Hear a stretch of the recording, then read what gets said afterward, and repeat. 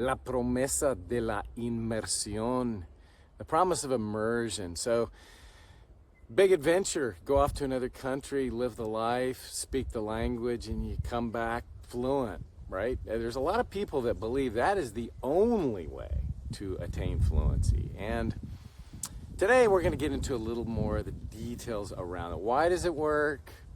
Why it isn't perhaps as effective as one might think, and I'm going to share an example of when it doesn't work. So we're going to get a lot of details of that today.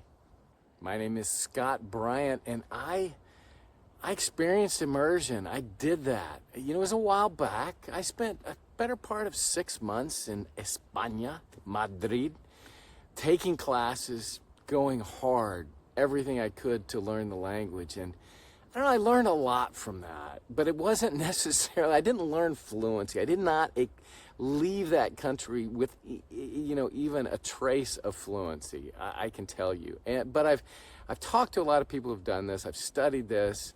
I've witnessed other people's experiences there, and that's what we're going to share in today's video. I'm going to talk about when it does work, why does it work? I think we probably have an idea about that, but much more importantly, is it the best path to get there? Is it the most efficient? And does it always work? Maybe there's examples of when it doesn't, and I'm going to share that with you as well. So we'll get into that right now. So let's begin with the good. Lo bueno.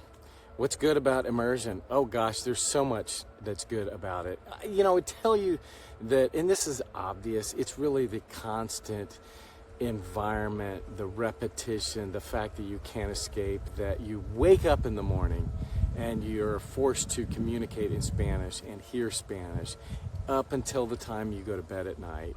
And it happens every single day.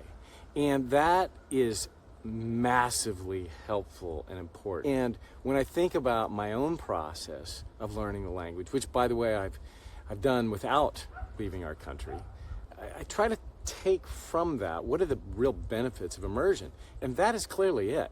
This level of communicating and being forced to study and recall and think and communicate every single day and build upon itself is massively helpful. I would tell you, and I don't want to get to the spoiler here, but you don't have to go to a foreign country to do that, by the way. But that is the benefit you get there. And it doesn't matter whether you're motivated to do that or you have the self-discipline to do that. You're forced to do that. You have no choice. If you're trying to get from point A to point B and you need to take a bus or something, you got to speak Spanish. You got to throw it out there and you got to wait for a response. You got to think about it. So huge benefits. The other piece of this, quite honestly, is and I don't think you can ever underestimate the importance of just your own level of enjoyment and engagement and excitement about the process. And if you find yourself in a foreign country, for most people that like a little adventure, it's joyous, it's exciting. Everyone around you is speaking, it's motivating. And there's a lot of value to that as well. So I would say those are the primary drivers. But what I want to share with you next is something equally as important. Is that the most efficient way to get there? So we'll get into that in just a second. Claro que funciona. It clearly works. Pero es la forma más eficaz de llegar a la fluidez. But is it the most efficient path to get to fluency? So we're going to talk about lo malo now, the bad. It's not really bad. It's just the reality of the immersive environment, right? And here's the bad part, or the hard part, is that a lot of what you experience in your immersion is noise. It just goes through one ear and out the other. You can experience this same sensation right now. Go turn on your television, look at a Spanish broadcast network, and tell me how much you learn from that. I'll speak for myself. Even at a pretty advanced level, a lot of it sounds like just noise. It goes so fast, and there's words you don't know, and it all flows together. It's noise. And what happens in reality in an immersive environment is while you pick up nuggets throughout the day, as I described previously, you are forced to communicate. You're forced to hear back and listen to someone respond. And then there's a little bit of dialogue. It's forced, it's difficult, but you're progressing. And that is where you get value. That's the 20% of the time, maybe if you're lucky, that happens when you're in a foreign country in the immersive environment. 80% of it is just,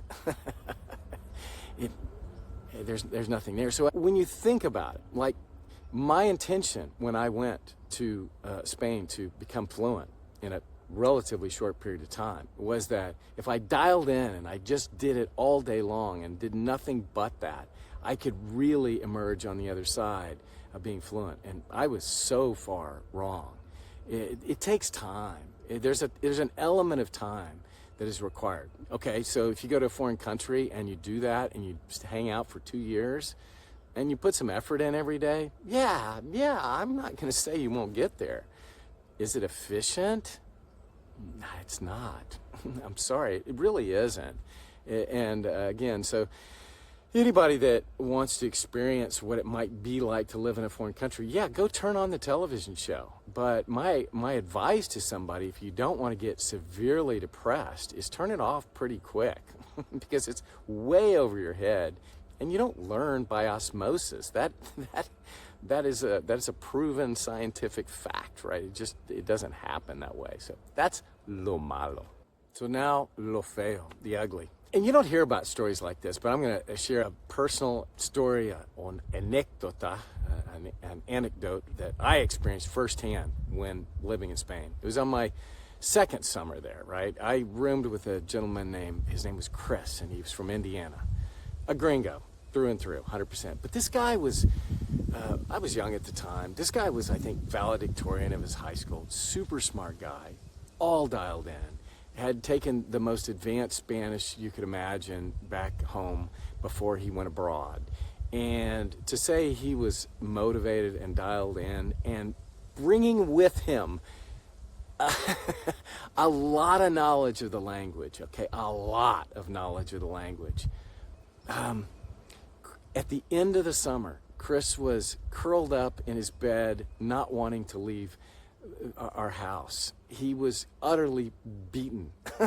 It was a sad sight. It really was, because it didn't work. It absolutely didn't work. He was so completely overwhelmed and frustrated by his lack of progress. His goals were so completely unrealistic.